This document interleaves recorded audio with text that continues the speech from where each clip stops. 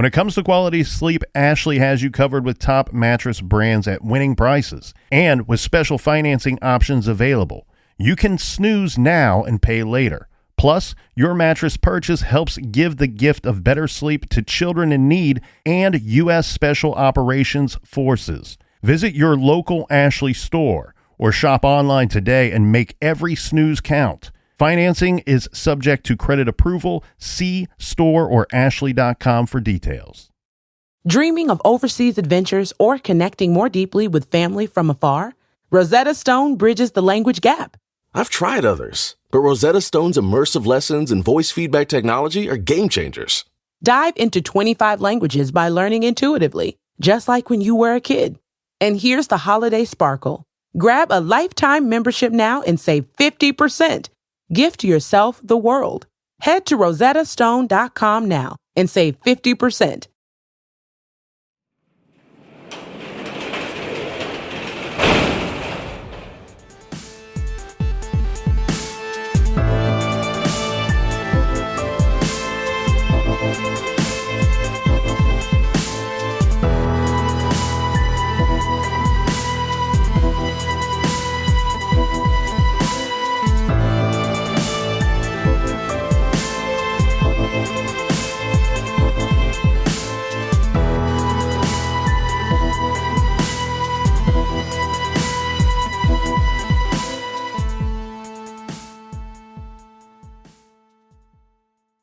Welcome to True Crime Garage. Wherever you are, whatever you are doing, thanks for listening. I'm your host, Nick, and with me, as always, is a man that would like to remind you that beer does not have a lot of vitamins, so that's why you need to drink a lot of it. He is the captain. That's kind of funny because my father thinks that Guinness is a protein shake. It's good to be seen, and it's good to see you. Thanks for listening. Thanks for telling a friend.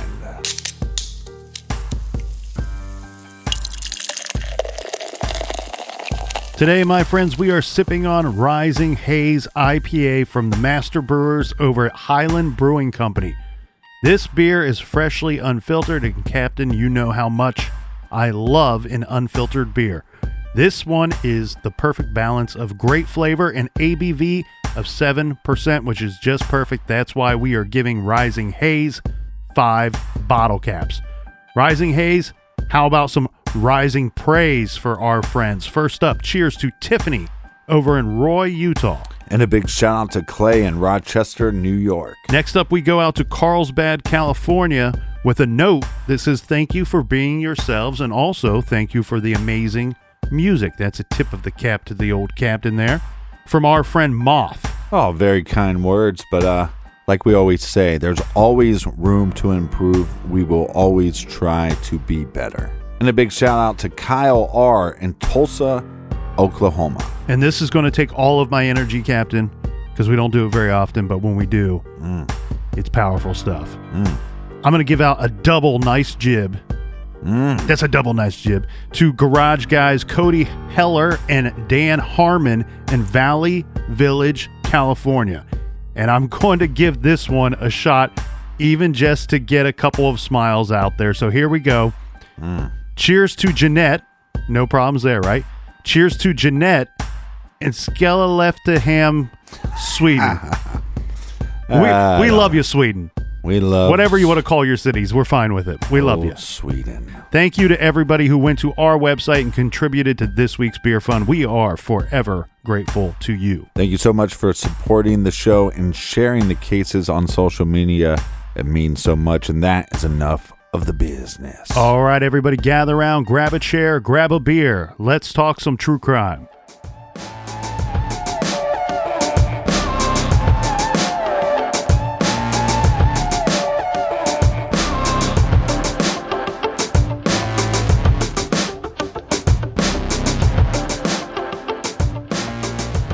Where we left off yesterday, Captain, we have 2 bodies that were found, and the detectives have now identified the victims as Brian King and Christina Benjamin.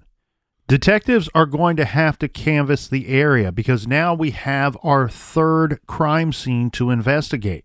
We already searched and conducted investigations where both bodies were found, and now we have the possible location of where the killer may have picked up the kids at their home.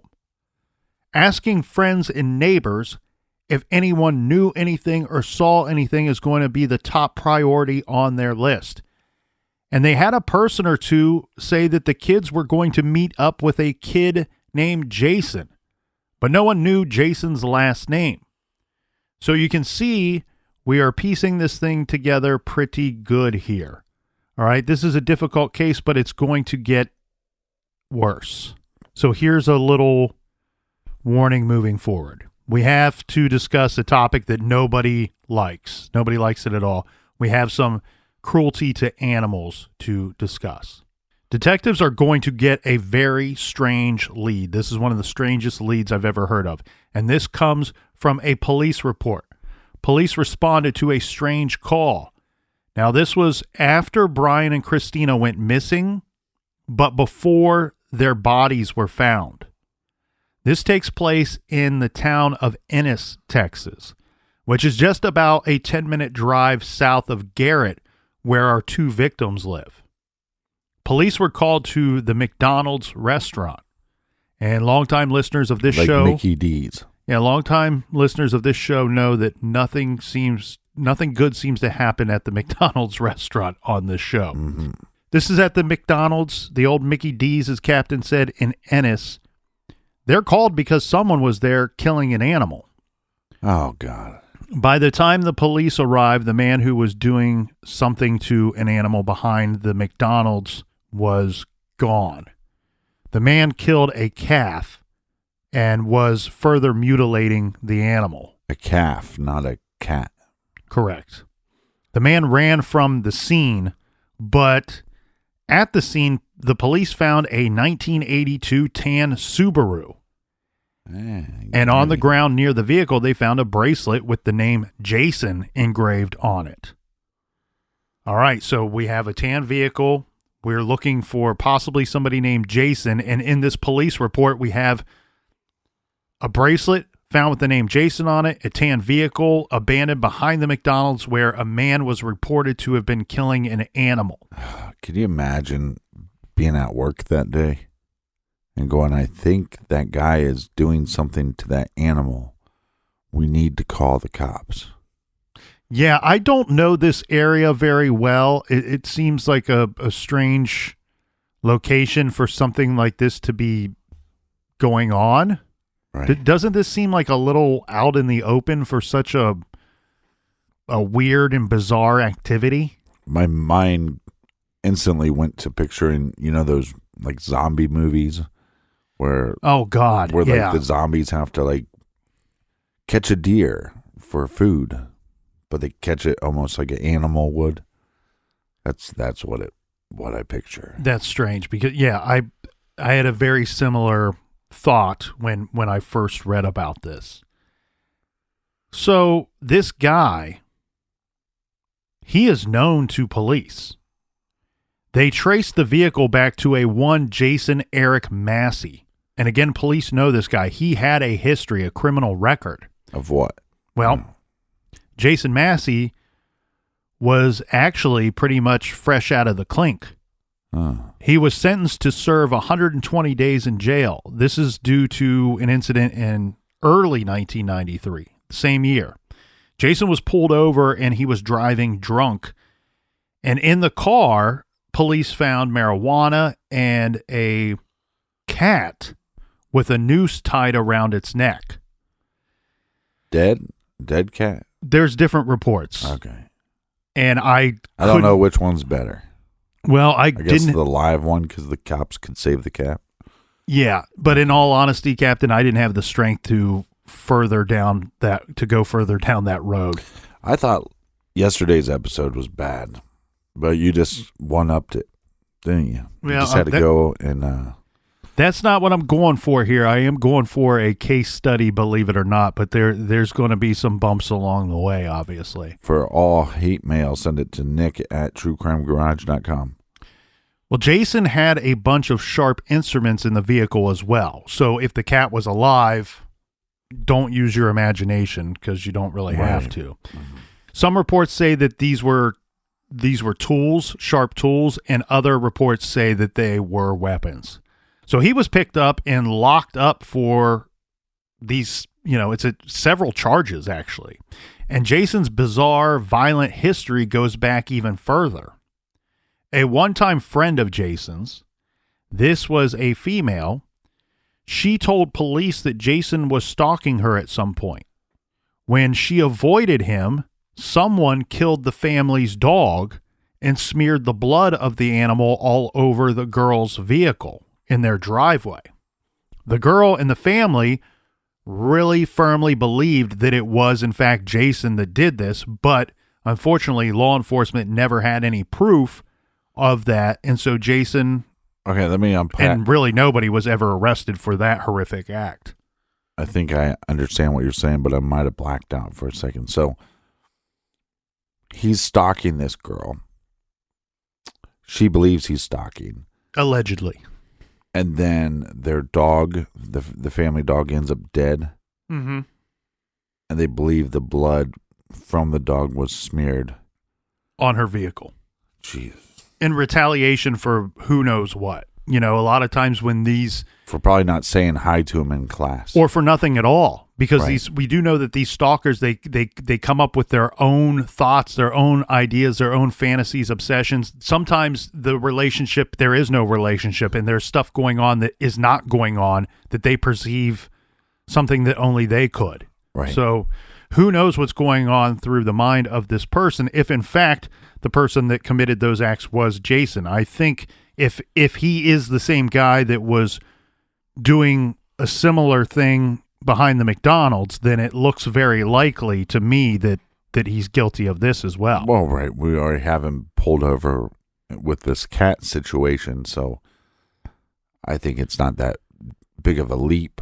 Right. So the thing now here, Captain, is police need to find and locate Jason Massey and bring him in for questioning, because even though he was locked up in early 1993, he was out in time to have possibly been involved in the murders.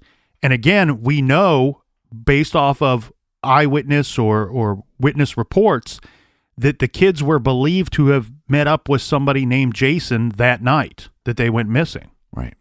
So and also the car. Yeah, I mean, we're starting to get a nice trail of evidence, all leading to the same terrible individual. Now, while all of this is going on, police have already picked up 2 guys. We can venture into this a little more if you wish later, but I'll just go ahead and throw this out there. Some of the reports say that these men were arrested in relation to the murders.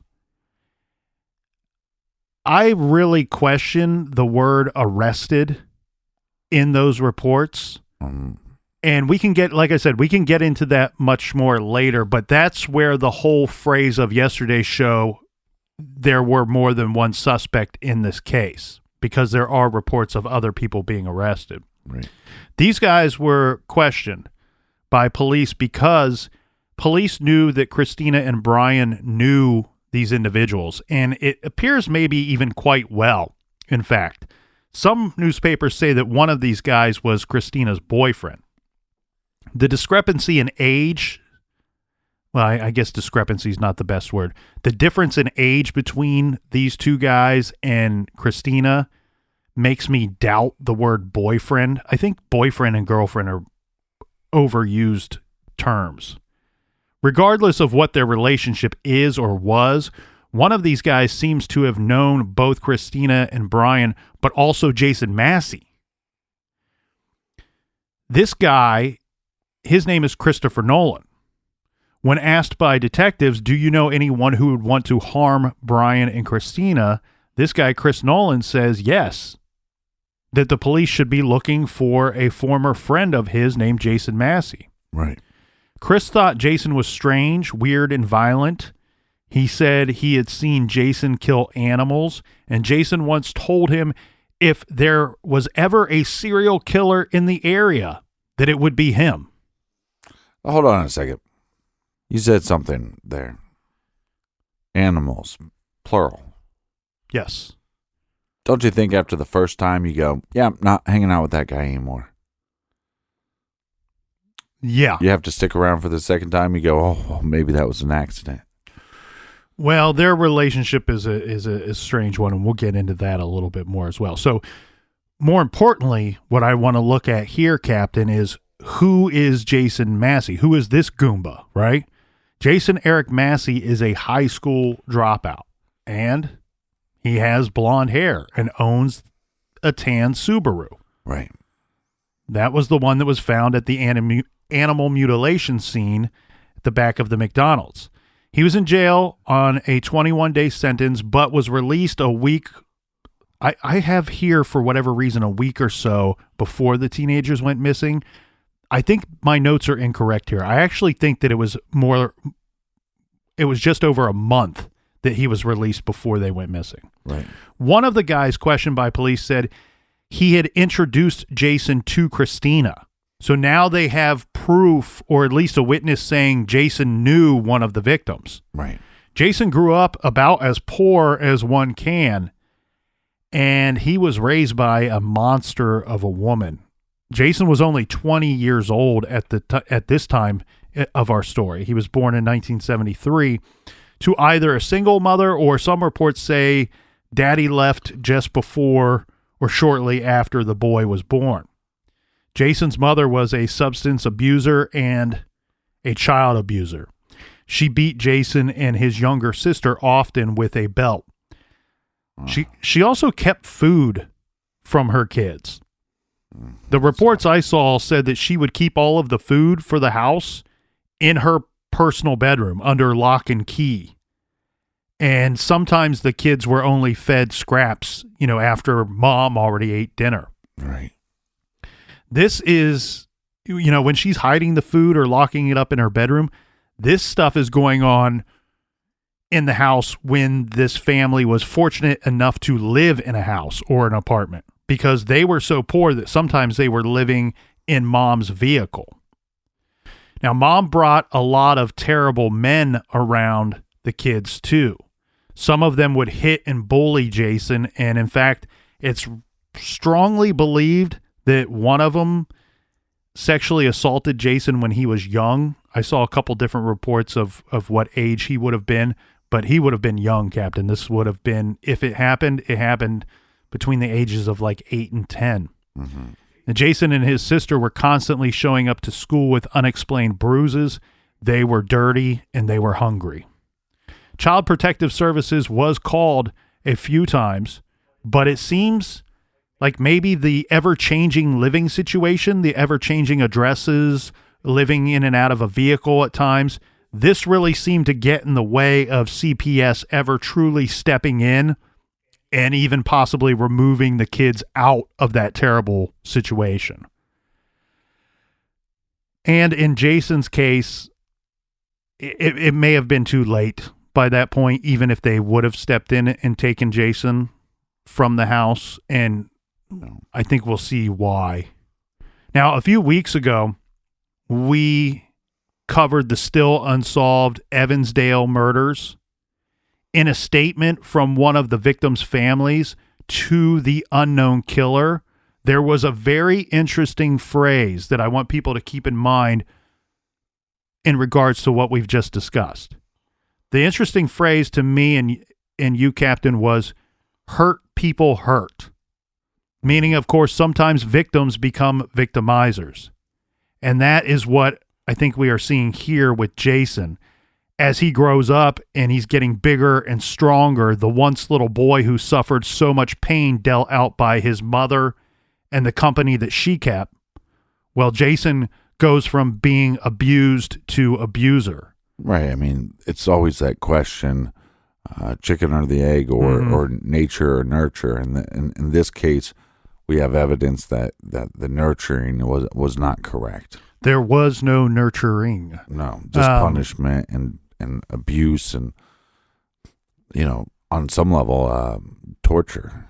There are also reports that once he got older, he bullied and beat up little kids, kids that were younger, weaker than he was. Right. And, of course, we know he's suspected of killing innocent animals. In his early teens, he gets involved quite heavily with drugs and alcohol, and we always know that drugs and alcohol never make a bad situation better. They always make a bad situation worse. This leads to him yourself. This leads to him dropping out of high school. We talked about Catherine Ramsland a little bit in the last episode, and we're going to talk a little more about her. In fact, she's a great true crime author. She wrote a piece titled, this is a piece that anyone can find on the Crime Library's archives. The piece is very fittingly titled, All About Jason Massey from Victim to Victimizer. And I recommend everybody check that out if they want to learn more about this case. So let's see what kind of evidence that we can get on this guy, right? So first of all, we have the witness statements. Persons who knew Massey says he was going to become a serial killer, that he killed animals. A younger female saying he stalked her. During questioning, they couldn't get Massey to confess to the murders. Law enforcement does have statements of persons saying that one or both of our young victims had planned to sneak out that night with a guy named Jason. But Jason denies knowing either victim. And he says he didn't even own a gun. Well, that's a nice piece of defense. Mm-hmm. But we have a girl come forward, and she says she saw and interacted with Jason Massey the evening leading up to the murders. She says was he stalking her? I don't know. There's not a detailed report about what they were doing. I don't know if they were just hanging out or if it was a casual hello. But the important part here is she's saying that she saw him in the possession of a gun that evening. She also saw him in possession of a box from a local Walmart that contained handcuffs. So now it's off to Walmart to continue this investigation. After talking with staff, they get an additional lead. A male sales clerk working at the Walmart picked Jason Massey out of a lineup. He said that on July 22nd, so this is just 4 days before the double homicide, he was working and sold the man that he picked out of the lineup, Jason Massey, .22 caliber bullets, 2 knives, and handcuffs. And we know that a .22 caliber was used to kill Brian. Now, I'll put some pictures of Jason up on our Instagram. So if you want to check that out, or also one of his pictures will be the image for the episode. The best way I could describe him is he's not a bad looking kid. He actually kind of reminds me of Dave Mustaine from the band Megadeth. Kind of that strawberry blonde hair. It's long. I didn't piece that together, but I get what you're talking about. I'm making that connection now, but somewhere Mr. Mustaine is cursing your name, Captain. Cursing you. Well, he can curse me all he wants. In fact, actually, he's not tuning into this show at all. I'm just saying, if I was casting the role of Dave Mustaine, young Dave Mustaine, this guy could fit the role. Yeah. So I know it's convenient to shop at places like Walmart because they carry everything, but when you got a guy in the checkout lane and he's purchasing bullets, knives, and handcuffs, I don't know what's going on. Well, the bullet and the do you knife, have a coupon for any of that, sir? Yeah, the bullet and the knife is not that big of a deal. Once you throw the handcuffs in there, you start going, what are we doing here? Right. So let's take this a step further, shall we? Police then learned that a .22 caliber gun, well, it had recently gone magically missing from Jason's grandmother's house. So he says part of his defense to police is, I don't even own a gun. Well, it's looking like you were out purchasing bullets, and there was a gun that went missing from your grandmother's house, a gun that you likely had access to. Did he say, I don't even know that lady? Right. She's not my grandma. So if Jason is the guy, it turns out he didn't have to own a gun. No, he could just steal one from a family member. Now, this timeline in the Jason is the murderer theory is really filling out nicely for a strong case against this boy. It's kind of becoming a no duh. Mm-hmm. Well, police went ahead and placed Massey under arrest, but they are not done building their case. They get a search warrant. They want to search his vehicle and his place of residence, and they do. Here are their findings. They find newspaper clippings about the homicides of both Christina and Brian. They find 2 knives, handcuffs, a hammer. These items were tested, and it was confirmed that they found small amounts of blood on these items. They discovered small blood stains inside Jason's car. Given his horrific hobby of hurting animals, though, that's not really surprising to me.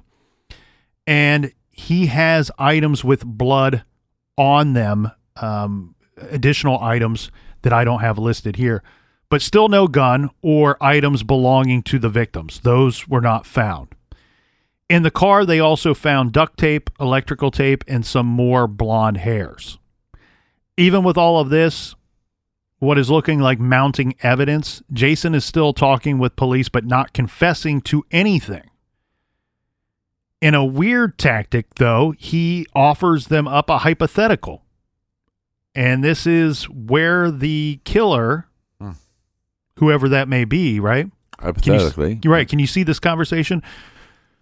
Okay, where the killer, whoever that may be, may have disposed of the still missing remains. Mm-hmm. The detectives even went out with him and they walked around in the area where the bodies were found as he was hypothetically telling them where the killer may have put these items. Detectives did try the psychological angle. They made what can only be viewed as strange comments about the crime scene photos when showing them to Jason. They did get what detectives believe to be a reaction from Jason when he was viewing the crime scene photos, that this was not his first time seeing those images.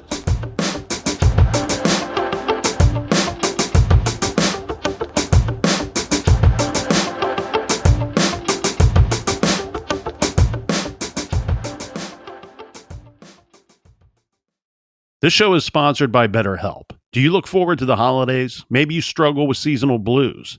This time of year can be a lot, and it's natural to feel some sadness or even anxiety about it. But adding something new and positive to your life can counteract some of those feelings. Therapy can be a bright spot, something to look forward to make you feel grounded, and to give you the tools to manage everything going on. If you're thinking of starting therapy, give BetterHelp a try. It's entirely online, designed to be convenient, flexible, and suited to your schedule. Just fill out a brief questionnaire to get matched with a licensed therapist and switch therapists at any time for no additional charge. Find your bright spot this season with BetterHelp. Visit BetterHelp.com/garage today to get 10% off your first month. That's BetterHelp, HELP.com/garage. Rosetta Stone is the language learning program with a lasting impact. I've been using their app to learn French, and it's not just about memorizing words, but actually having real conversations. And it's not just French. They offer 25 languages. Right now, Rosetta Stone has an awesome holiday deal, 50% off their lifetime membership. Every language, unlimited access forever.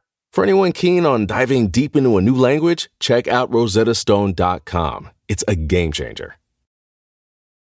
Major phone carriers make you sign contracts with rigid data plans to trap you into a kind of forced phonogamy.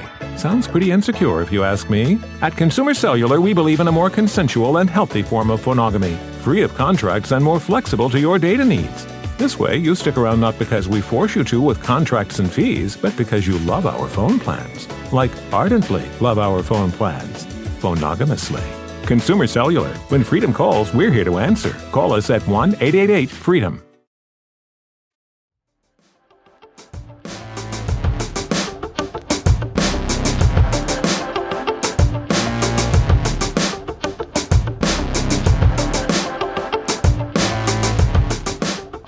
Welcome back. This, Jason Massey is a real douche. Well, you will be happy to hear, Captain, that Jason Massey was arrested on August 6th. So a lot of investigative efforts went into this in a rather short period of time. The two youths went missing July 26th. Massey is suspected of killing and mutilating the calf on the 28th. The two victims' bodies were found on the 29th of July, and the arrest warrant affidavit for Jason Eric Massey was filed on Friday, August 6th. Some good old-fashioned detective and police work going on in Ellis County, Texas in the summer of 1993, in my humble garage opinion. Massey's picture was printed in the newspaper. This is going to generate another lead. This is the owner of a car wash. They come forward and they say, hey, I saw this guy that's in the paper, Jason Massey, late one night throwing a whole bunch of stuff into a trash bin. This would have been near midnight. Right. He says that the boy spotted him, the boy being who he believes to be Jason, spotted him and packed up his stuff and left in a hurry. The police went to this trash bin, and they're going to start pulling items out of the dumpster. And when they went through the contents from this car wash's dumpster, and they went through the contents of the car wash's vacuum, altogether they recovered some items that we can only look at them as evidence. Right. One is a payroll receipt with Jason Massey's name on it. So it appears that this guy might be right, thinking, hey, I think I saw this guy, Jason Massey, there at the car wash that night. They also found a red bandana with blonde hairs stuck to it. And then we have lab results that come in. And these blonde hairs are confirmed to be that, or here's the thing with hair and fiber evidence. You have to keep in mind that what you are getting here is an expert opinion. Mm-hmm. Unless they do DNA testing or are able to, we should clarify that, on the hairs themselves, we can't confirm 100% that hairs belong to another person. It just doesn't work that way. You can't run those tests. What you're getting is an expert's opinion saying this hair matches this hair, and this hair came from a victim, and this hair came from an item that was found in a vacuum cleaner or in a trash bin. Right, in the suspect's possession. Correct. Now, what about the lab results on these other items that were found, these tools? That's right. We still have the knives, the handcuffs, the hammer, and there were several locations within Jason's vehicle where they believed that they found bloodstains as well. It was confirmed that on most of these items, it was in fact blood, and the lab results were that blood matched that of the victim, specifically Christina Benjamin. The thought there being that, as far as his car goes, is that she might have been transported in the car while still bleeding. That's a little difficult when I see that statement, Captain, because I've seen other statements that says law enforcement had reason to believe that the victims were killed where or near where they were found. Well, before trial, Jason's defense team requested a change of venue. This was denied. There were two real major highlights at the trial, both coming in favor of the prosecution. One was the testimony from that former friend of Jason's. Remember, this is 18-year-old Christopher Nolan. Nolan told the court that Jason said that he wanted to have sex with Christina Benjamin, and he wanted to kill her and mutilate her. Nolan, being just a really great guy with a good moral compass and a big brain on his shoulders, said, I didn't pay much attention to him because he was always talking about killing girls. So didn't think to tell anybody about this. Again, this goes back to this is the same guy that stuck around him after he witnessed him killing an animal. or hurting animals, as you pointed out. The man's words were plural. Right. So maybe he didn't pay too much attention because by his own testimony at court, he and Massey, their time spent together, he says they spent much of the 1993 summer driving around, drinking, and doing LSD and cocaine. Wow. So you have to wonder, does Nolan go, I mean, then you wonder how credible is his testimony. Right. This guy's been high on acid and cocaine for the whole summer, and now he's telling me that this guy said this stuff. And also, what is he capable of? Right. And therein lies the question, and we hinted around this earlier before. This Nolan character, Christopher Nolan, he would be one of the two people, when it was stated that two friends were arrested and questioned in the murders of these two kids. He's one of those people. That's how they get his statements. That's how they get him to court to testify against Jason Massey. The reason why I questioned the statements in the newspapers at the time, and this was stated in 93 and in 94, and then later by people that are against the death penalty, I questioned the statement of Christopher Nolan and this other guy being arrested in connection of the murders. What my belief is, Captain, is that the papers just got that wrong, that they made a leap that wasn't necessary. Christopher Nolan's not a great guy. And that's why his testimony, yes, it's in favor of the prosecution, but for reasons we just pointed out, with the drug use, he's also a criminal himself. His testimony's not super great. Where I'm going with this is I believe they knew that this guy likely knew both Jason Massey and knew the victims or one of the victims. Right. And this guy is somebody you could pick up on other charges. And now you're like, hey, you tell us what you know, because this minor stuff that you did, we don't really care about. Check out what the door said when you walked in. This said homicide division. We care about who was killed. We care about these victims that were murdered. This little petty stuff that you're doing, we don't care so much about, as long as you tell us and help us out with this homicide investigation. And I say that, and I would be willing to wager what few possessions I actually have, because we have every sign pointing to Jason Massey all along the way. Right. Just so much evidence and so much things to support him as being the number one prime suspect here. Yeah. I mean, the car, the fact that he knew the victims, the fact that he said he wanted to have sex with one of the victims, his background, his criminal history, his capacity for violence. Mm-hmm.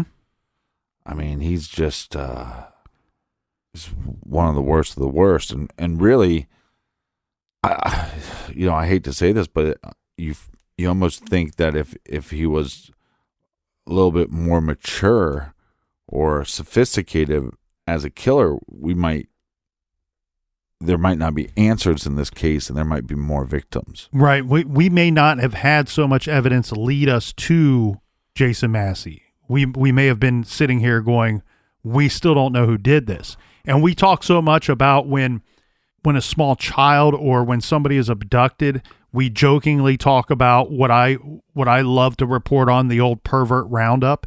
This is a very similar situation where you're going, okay, we are pretty certain we know who did this. We've arrested this guy. We can't get him to confess. So let's do what I'm going to call the loser criminal roundup. Find anybody with a criminal background and somebody we know that's out committing crimes that knows the perpetrator or who we believe to be the perpetrator. Right. Let's pick him up and see what this guy will tell us. Now, the second highlight for the state's case, I love this because, this is so much TV talk, court TV talk. It says, then during the trial, a bombshell. Dun dun. You can Dun, pick, dun, dun, dun, yeah, dun. Law and Order. Yeah. Dun, dun. A bombshell. Well, Dun, dun. this is most certainly a bombshell. I'm not laughing about that, but what I'm kind of laughing about is we already have what I believe to be a mountain of evidence against Jason Massey. Yeah. So a bombshell wasn't even required. But still we have one. And I'm going to give you the short of it because this is reported on at some length, and having discussed all the horrible things that we have so far, I still haven't been able to get to my chicken salad sandwich. So what happens here, Captain? We have a hunter who is trekking through the woods. Yeah. That stumbles upon a rusty cooler. Okay. He decides to open it up. No. To figure out, why is this cooler just randomly out here in the middle of the woods?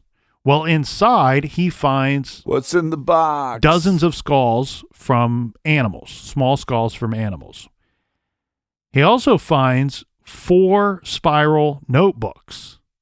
Now, these notebooks are titled Slayer's Book of Death, and they're volumes 1 through 4. In at least one of these notebooks, it's also written out the thoughts of Jason Massey. By Jason Massey? Well, this seems quite convenient for the state's case. Yeah. This book belongs to Jason Massey. Please return to Jason Massey. Kathleen Ramsland very astutely describes this as Jason Massey's blueprint for murder and mutilation. He detailed his crimes or crimes that he wished to commit. He also detailed his crimes against animals. He said that he particularly liked strangling them and decapitating them so that he could keep their skulls, keeping them as trophies or souvenirs, remember. Massey wrote that killing gave him an adrenaline rush, a high, a turn on. He had a love to mutilate. He also wrote about his admiration for famous killers, particularly Bundy, Manson, and Lucas. Apparently, he aspired to be Henry Lee Lucas. Yeah, he's the one. I killed hundreds of people, but I can't seem to remember where I put any of the bodies. Sorry about that. He says in his writings that he wants to have better numbers than those killers that he seems to like. And really what I think is fascinating here, though, from an investigative standpoint and for some of the things that we were citing in the trailer, what we see in these notebooks, or what the experts say that they see in these notebooks, right, is all of this talk, all of these writings start off as fantasies. Mm-hmm. They morph their way into plans. Like Kathleen Ramsland said, a blueprint for murder. It goes from fantasizing about killing to how can I kill? How do I plan on carrying this out? How can I get away with it? Yeah, when we see this later in history as well with Sandy Hook, some of the notes there, or even like with some of the journaling for Columbine. Mm-hmm. It seems like though it's more like a younger killer's thing. Well, in his own writings, Jason Massey describes himself as a murder machine. And he states that he wants to grab society by the throat and shake them with terror until they're awake and realize what's up, so they will remember who I am and when and why I came their way. Grab them by the throat to let them know what's up. Grab society by the throat. To let them know what's up. Okay. Mm-hmm. So not only does he fantasize about killing, mutilating, and raping victims, Captain, but as said, he's planning. But what you're seeing inside of that, too, is the admiration for these other killers and then saying that I want to grab society by the throat and make them remember who I am and when and why I came their way. He wants the notoriety. Right. That he wants to be famous like those people that he's wrote about in his notebooks. He idolizes these individuals. Well, he was tortured and, abused and probably made to feel like nothing, Mm-hmm. So I think there's some level there of going, well, I'll show everybody. And really adopting instead of, take it out on the people that abused you. he really like adopted that society all has the same views as his abusers. Well, and a lot of times these serial killers, whether they were abused or not, some of them have been, some of them have not been. Right. But a lot of times what they want to do is they perceive or see themselves as a weak person, no matter what show they put on for those around them. Underneath all of it all, they see themselves as a weak person, and they only believe that they can attack, terrorize, or control someone weaker than them. Mm-hmm. Now, well, that's why he's, picking cats and right. I mean, there's nothing more innocent than animals. They don't even know they don't know why you would be attacking them. Right. In October of 1994, Jason Massey was found guilty of the murders and sentenced to death. Now, while on death row, he converted to Christianity. Clay Strange. Sure he did. Clay Strange is the prosecuting attorney who successfully convicted Jason Massey and got the death penalty for him. Right. He said, quote, "It's impossible to assign a motive to a case like this. I think he did it because it was pleasurable to him. And in regards to the 4 volumes labeled Slayer's Book of Death, Strange said of Massey, quote, "It was just playing with numbers, and it all centered around killing, generally killing people. But by far his favorite targets were 11 to 13-year-old girls. It's almost a miracle we caught him as quickly in his career as we did. He's as evil as anybody I've ever encountered. I've met a lot of people meaner, but no one more evil." In an interview from death row, Jason Massey told the Ennis Daily News, "I've changed, and people do change. As we grow, we change. I have a lot of anger about the stupid mistakes I made. At the same time, I recognize anger is just an emotion." James King, father and stepfather of the victims, told the Dallas Morning News that he was glad authorities nabbed Massey when they did, and that the would-be serial killer didn't have the chance to act more on his fantasies. Mm-hmm. He says, "He's the devil. He would have been worse than Ted Bundy. It's a shame he started with kids." Well, and we see this with a lot of killers, but it just, his appearance just, and some of these pictures, when you pull up these pictures of him, there's a couple. There's definitely this black and white one where it's just he's a pretty regular looking kid. Well, there's a lot of pictures, and this is maybe after he becomes a Christian in his eyes or whatever, mm-hmm. Where he's smiling a lot in the picture. So he comes off as happy. Mm-hmm. There were pictures of him at the time of his arrest and going into trial where he is smiling and appears to be happy, and some people wonder if that's because he's getting the notoriety that he sought by being arrested, by being taken to trial. And he was even nicknamed the Cherub Face Killer because he is so young looking. Yeah. And again, he's 20. I've called him a boy a few times. He's a man, but he's got a very boyish baby face, or whatever you want to call it. And that's what's always shocking to people when they hear about a crime so horrible and horrific as this one, and then they see in the paper 2 weeks later, oh, this is the guy we think that did it. And people expect to see a grotesque looking monster, and often that's not the case. He's just a 20-year-old average looking kid.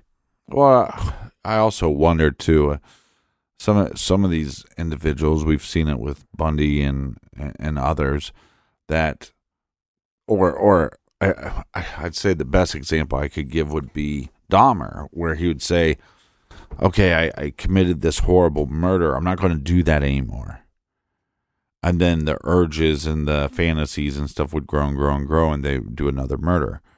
And so it's like, yeah, this was just his first murder, but maybe there was something about getting caught that he's like, okay, well, I don't want to have these urges. I don't want to have these thoughts. I don't want to have whatever. I thought about that too, and I considered it for a while until I took into account the fact that after he murdered the 2 teenagers, he was seen behind the McDonald's killing another animal. But that's what I'm saying. Maybe it's like, well, I killed these people now, and I'm still not arrested. Yeah. So maybe it's... I think he was still worked up from the murders themselves and still working through that. What we are very lucky in regards to is that this moron couldn't keep his mouth shut. Right. He needed to, you almost wonder, like, is writing about all of these horrible, violent fantasies, was that drawing that out of him and making it a reality sooner, or was it delaying it by having him live through the pages and through his words, or through telling friends while he's on LSD that he wants to kill and mutilate? We don't know. There's no way for us to discern that, but it's an interesting thing to ponder. Well, he's a piece of shit, and he deserves to die. Well, on April 3rd, 2001 in Huntsville, the state of Texas was ready to carry out the execution death sentence of convicted murderer Jason Eric Massey. Texas state prisoner number 999121. His final meal, it's a big one. Jason's last meal was 3 fried chicken quarters, fried squash, fried eggplant, mashed potatoes, snap peas, boiled cabbage, 3 corn on the cob, spinach, broccoli and cheese, 1 pint of caramel pecan fudge, tin roof ice cream, and a pitcher of sweet tea to wash all that good stuff down. Jesus, that's like 10,000 calories. might be more than that. Now remember, it was after this that Texas changed their rule on these meals because they were getting crazy. They now have put a limit on. Was he the asshole that ruined it for everybody? No. The guy that ruined it for everybody, we actually covered this on the show. Yeah. It was I can't remember his name. I'm going to tell you right now.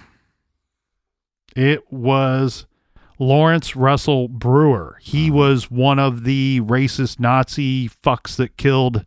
Jesus. Yeah. Well, there's no other way for me to describe him. He was killed James Byrd. Yeah.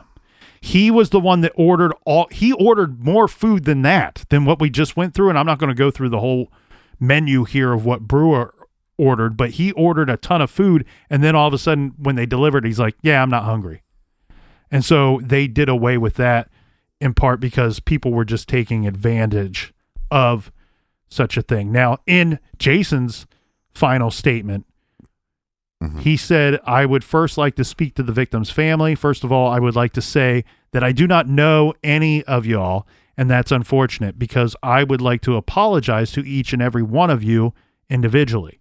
I can't imagine what I've taken from you, but I do want to apologize, and I want to let you know that I did do it.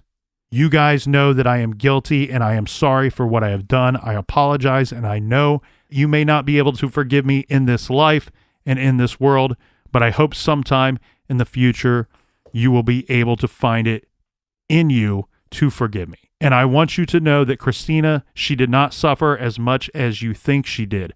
I promise you that. I give you my word. I know you guys want to know where the rest of her remains are. I put her remains in the Trinity River. I have said that since I have come to death row. I want to apologize to you again. One thing that I find interesting here, Captain, that we don't often get in these situations is this deathbed confession. We don't have to sit here and wonder all of these years later, did they convict the right guy or the wrong guy? We saw from the evidence at trial, it all looked like it was him, but there was still some question if there was somebody else involved or somebody else in the vehicle when Jason picked up these 2 kids. It appears by his deathbed confession that he is taking on full responsibility of having committed these murders and at least saying where he put the rest of the remains. Right, and he's also claiming that this is not the first time he's confessed to this since he's been on death row. Yeah, he went on to say a lot of things. He had a rather lengthy final statement. The next part, he addresses his family, and I feel like I'm giving him too much to go through that. I mean, people can find it. You can find it online or in the old newspapers if you dig deep enough. Regarding mainstream media of this case and this story, there was an episode on Forensic Files titled Pure Evil. I watched that. It was Cecilcholine. What? it's this guy Chris D'Elia bit because he watches that show all the time. He's like, and then they have words like, and then we find some cecilcholine. Oh, some word we've never heard. Yeah. I liked the show. I didn't like this episode. I thought that it was not very detailed. I don't think it left really a lot of. It just wasn't a great episode. It didn't tell the whole story, in my opinion. There is a book out there called Born Bad by Bill Cox, and it's described as a close-up look at teenage killer Jason Massey, and describes his fascination with serial killers Ted Bundy and Henry Lee Lucas, childhood torture experiments, and brutal rape, murder, and mutilation of a young girl, and then the killing of another teenage boy. I was unable to get my hands on that book. It looks like it could be pretty interesting. But again, I do want to point out that Catherine Ramsland's article that she wrote for the Crime Library, for Court TV's old Crime Library, some of the older true crime fans will remember reading that back in the day quite a bit. But her article that is available online is titled All About Jason Massey, From Victim to Victimizer. And really, I think that's the best thing available out there if you want to learn more about this horrific story.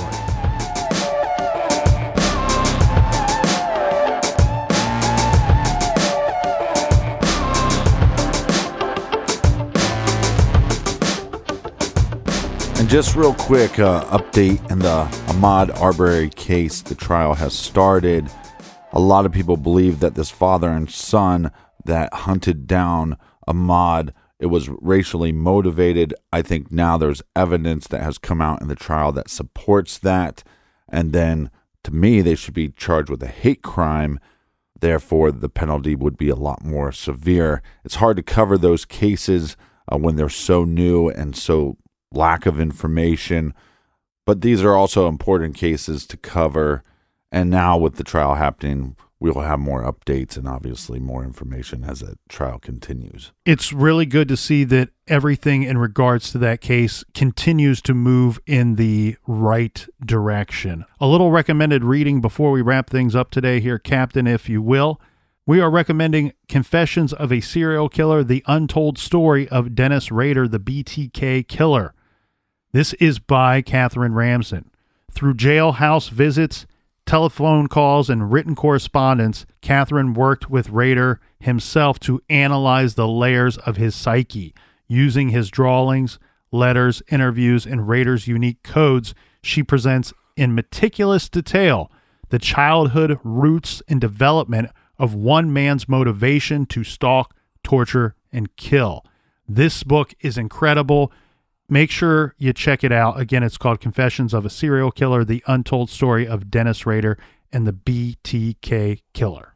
Yeah, make sure you subscribe and make sure you give us a 5-star review on iTunes. It helps out the show. And until next week, be good, be kind, and don't litter.